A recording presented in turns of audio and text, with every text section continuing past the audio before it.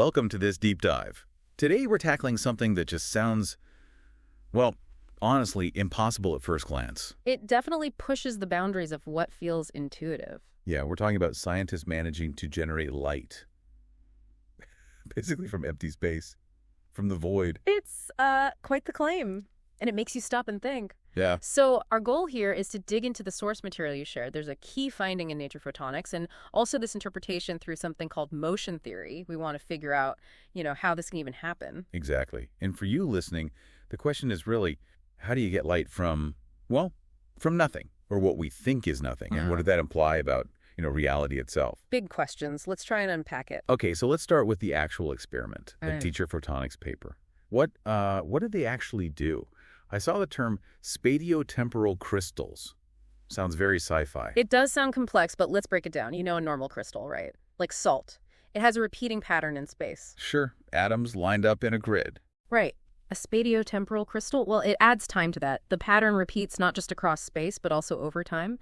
The key thing here isn't adding matter. It's about rhythm. They used incredibly precise timing, maybe shaping a field with laser pulses, but the timing, the rhythm, that was the crucial bit. They created a repeating disturbance in a tiny patch of what we call vacuum. Okay, wait, so they're not putting anything in the space. Right. They're just pulsing something nearby at the space with a really specific beat, like tapping a rhythm onto the void itself. That's a great way to put it. Tapping a precise rhythm onto the vacuum, structuring it temporally. And the amazing part, what the paper reports, is that when they did this, when they maintained this rhythm, light appeared.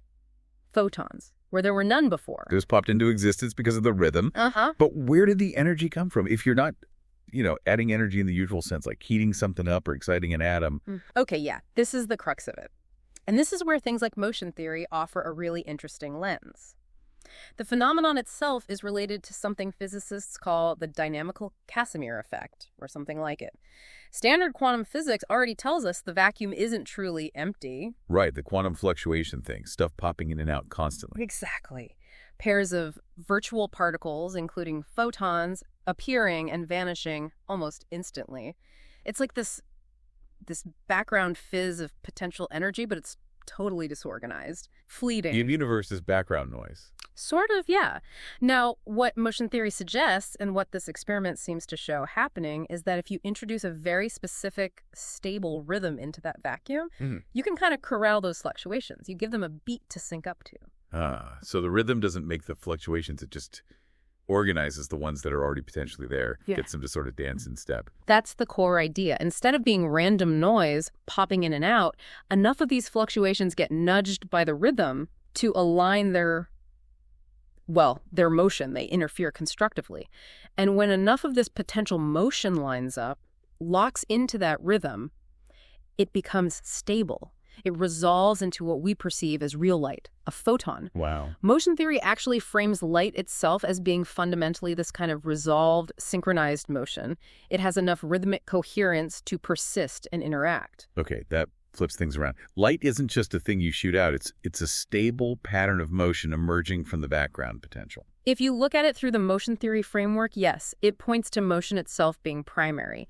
That structure, especially rhythmic structure, can take the potentiality of the vacuum and resolve it into something stable and observable like light. Energy, in this view, isn't just about matter. It emerges from the structure of motion. And the source mentioned the light they created was stable. Why is that important? Well, from the motion theory angle, that stability is key. It directly reflects the stability of the rhythm they imposed. The synchronized motion didn't just collapse back into randomness.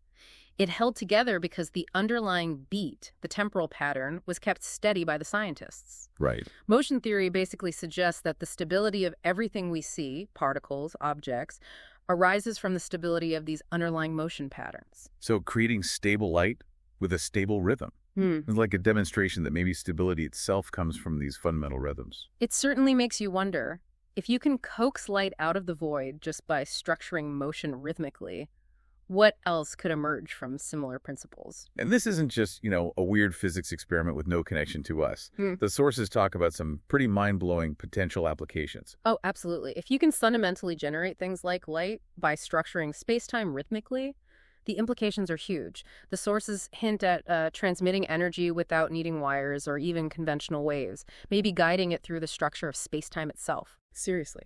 Like beaming power, but using the fabric of space as the conduit. It's speculative, but that's the kind of thinking it opens up. And think about technology.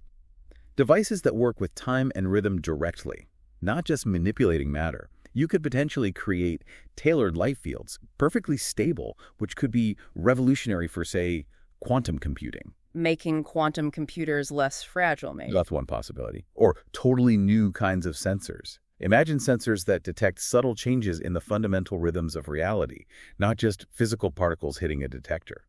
Or computation based on manipulating motion patterns. So engineering shifts from materials to engineering rhythms, engineering motion itself. The sources talk about a potential motion renaissance, moving beyond just using existing particles and forces and learning to conduct the underlying rhythm that might give rise to them. Time-driven sensors, motion phase computing, maybe even synthesizing bits of reality from rhythm. It sounds wild, but it really does. We started with this idea, light from nothing, that felt like it broke physics. But digging into the experiment and the motion theory view, it starts to feel less like breaking rules and more like seeing a deeper layer, where motion and rhythm are maybe the real foundation. Yeah, the vacuum isn't just empty, it's dynamic, full of potential. And rhythm seems to be a key to unlocking that potential, to organizing it into something real. So think about that for a moment, you listening. The space around you, seemingly empty, might actually be this incredibly vibrant field of potential motion just waiting for the right rhythm. So just to recap this deep dive, we've looked at this amazing finding light being generated, not from stuff, not from energy in the way we usually think about it, but by imposing a precise rhythm onto apparently empty space. And exploring that through the lens of motion theory suggests some profound ideas.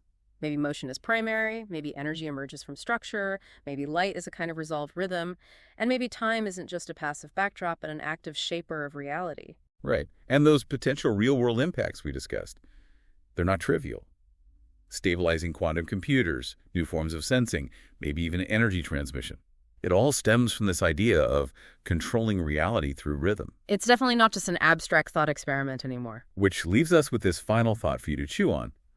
If light and the source's hint, maybe sound, maybe even matter itself, can potentially emerge from aligning motion through rhythm, what else? What other parts of our reality, maybe even consciousness, could be fundamentally patterns of rhythm that haven't been resolved yet, or that we just don't perceive as such?